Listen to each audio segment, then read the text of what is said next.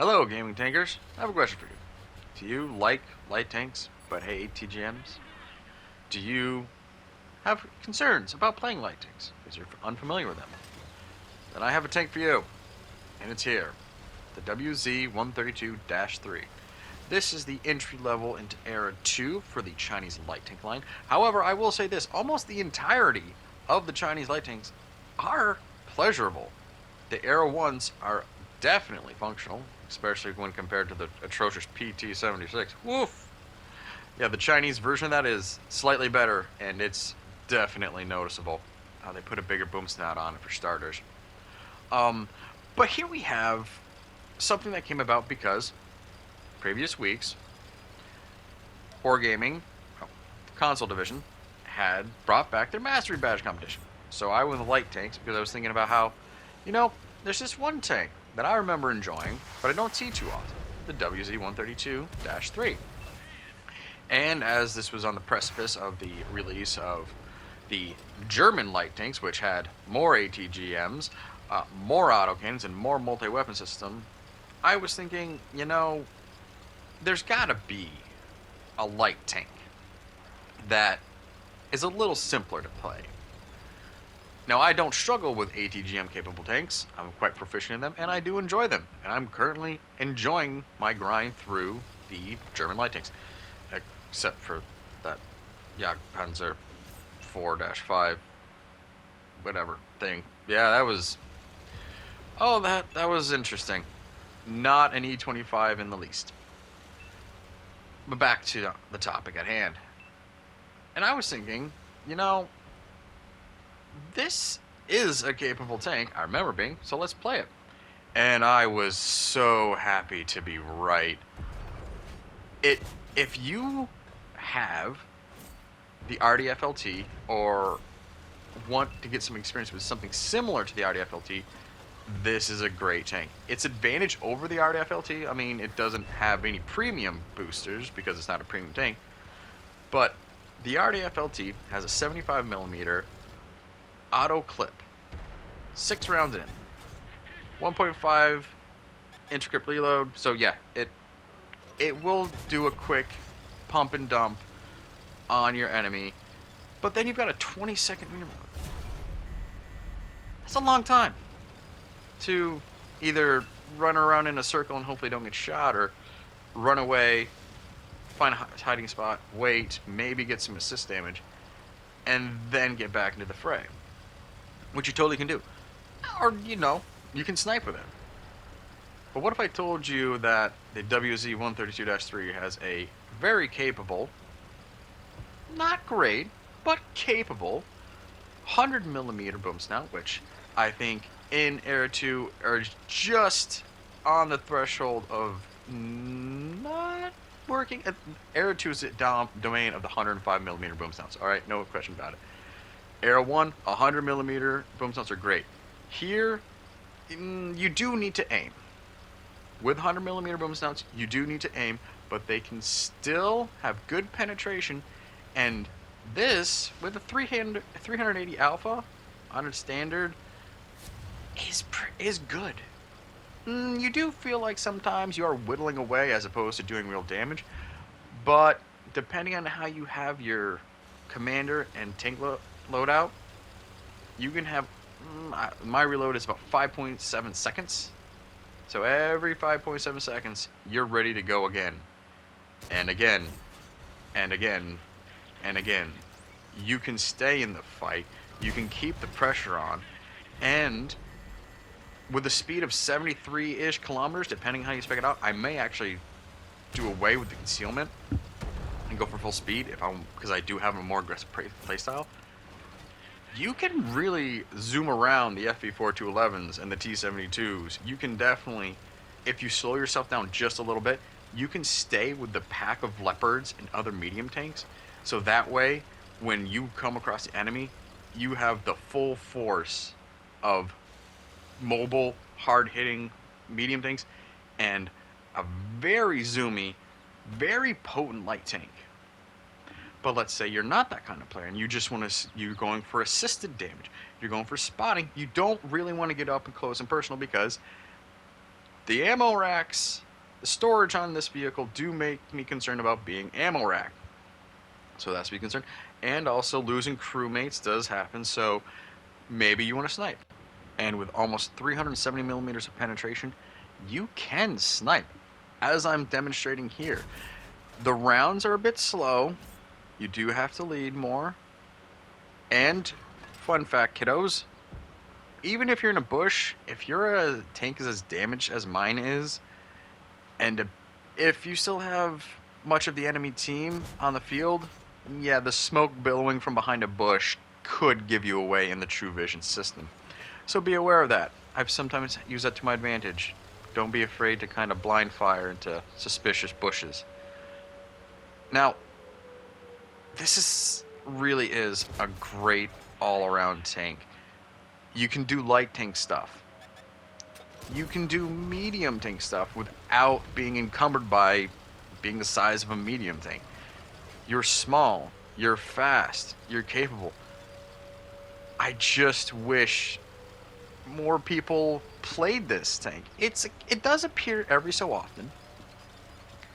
But again, hey, if you're a free-to-play player, you don't have an RDFLT, you hate long reloads, this is the tank for you. It really is. The Chinese light tanks are really fun and capable light tanks. Yes, I will do a video on the Type 63 HG. That Chinese light tank is its own beast, okay? We will discuss that at a later time. But honestly, the next time the light tank mastery badge comes around and you want to get it, please consider the WZ-132-3. Again, especially if you don't like ATGMs, you struggle to learn ATGMs, and yeah, you do have to learn. I know your criticisms. They're too powerful. There's too many of them. You have no idea how many times we've missed, okay? Alright? You felt that one ATGM, but you didn't notice the 4 others that did nothing, okay? With the ATGMs aside, there also aren't a lot of any variety for Air 2 light tanks, so this is a perfect tank for that. Oh, I need a light tank in Air 2, but I don't want to do ATGMs. There goes to Sheridan. I don't have a lot of premiums. Again, those will still have a lot of ATGMs. I don't have the RDFLT. Do recommend you get the RDFLT. So, and I'm so used to mediums that I don't really know how to transition from other light tanks to that. And oh, yeah, there's the T92 light tank, but I haven't played that yet, so I won't say anything too much other than it's gotten some buffs, and it's 75 millimeter booms now. It is everything's under 200 or under 300, correction, and that's not a lot of penetration, not a lot of damage in a tank that cannot do 70 kilometers per hour when it's fully upgraded, like the WZ-132-3 can. And speaking of fully upgraded, I have a question for some of the new players or experienced players who are just starting tank line. Do you have any interest in seeing tanks stock? Like getting a true interpretation or understanding of what you're getting into at the start? Because I was thinking a lot of reviewers, and even myself included, do show everything mostly either half stock or fully stock. Do you want to have a video kind of, or videos where first video stock, second video fully upgraded? So because some tanks do perform differently at the end of their grind than they do at the beginning. Comment down below. Also, like and subscribe if you like seeing a light tank video that doesn't involve ATGMs. Just heck, like for that reason alone. I love ATGMs, but wargaming, I'm sure there's other light tanks out there that are light tanks and not the Type 63 HG. 90. The premium Chinese version, that really should have just been a skin, but you know. Greed is good. So, that previous match on Westfield definitely saw some more sniping. I did try to take a position for spotting, but unfortunately, everyone knows about that hill on Westfield now. It's not always fun to play. But here, we're on vineyards, and I take a much more mobile route. I want to demonstrate to you how capable this tango is with moving around the field. And for the most part, I really need to get the detection perk on my commander, but I haven't gotten to that point yet, so I know when I'm detected instantly. But I was feeling very confident about moving around and coming across what I thought was an AFK player, but they weren't.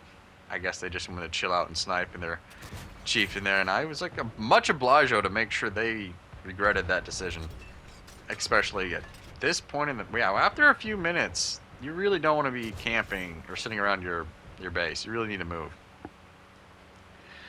I also realized that sometimes this middle area is a good spot for detection, and I do risk, however, coming across any other light tanks, BMP2s, the new German light tanks, which if they don't have ATGMs, they also have autocannons, so it was a risk. But I think at this stage, this was still early in the release of the German light tank line, so a lot of players are still getting a feel for it, which worked in my favor here, as I was confident and capable in this tank with my experience. So there was no risk of being too much true to part. Also, not a lot of people. I think a lot of people were enjoying the grind, so there wasn't a lot of free XP use and skipping through tanks.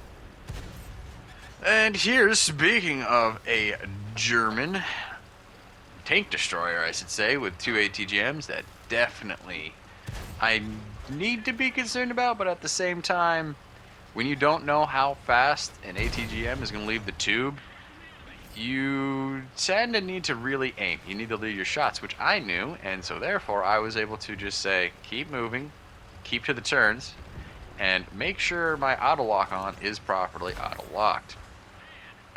Also, something I've been playing around with is HE.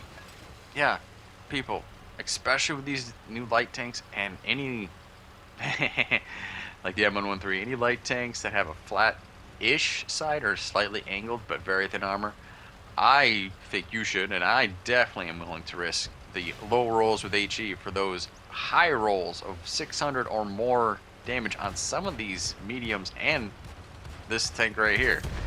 So yeah, I wasn't scared. But that's the advantage of knowing what you're doing, what you got. Here we are, finally coming on this FV211, and give it to me, hold. What? Are you serious? Are you serious? No, come on. We were winning either way. Why? Why? One more kill. One more kill. Ugh. Well, on that robbing note, please notice that I've gone from having just the damage and assist I have acquired with this tank. And please pick it up and play it yourself. You will not be disappointed. Hope you keep your traction on the ground and RNG's in your favor. Catch you in the next one. Bye.